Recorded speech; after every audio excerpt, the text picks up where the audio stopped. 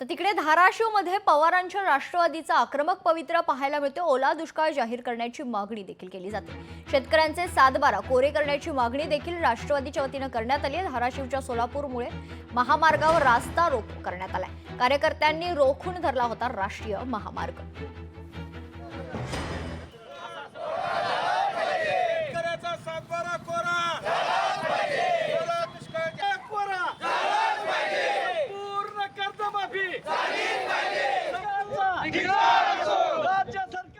आज जिल्ह्यामध्ये 32 वर्षानंतर 1150 ते 1200 मिलीमीटर पर्यंत पाऊस पडलाय।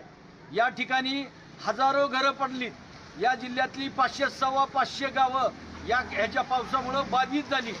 आज आमची या जिल्ह्यातल्या शेतकऱ्याला शासनाला विनंती आहे की शासनानं आमचा धाराशिव उस्मानाबाद जिल्हा हा ओला दुष्काळ म्हणून जाहीर करावा आणि प्रति हेक्टरी 50,000 रुपये शेतकऱ्याला अनुदान दिलं पाहिजे।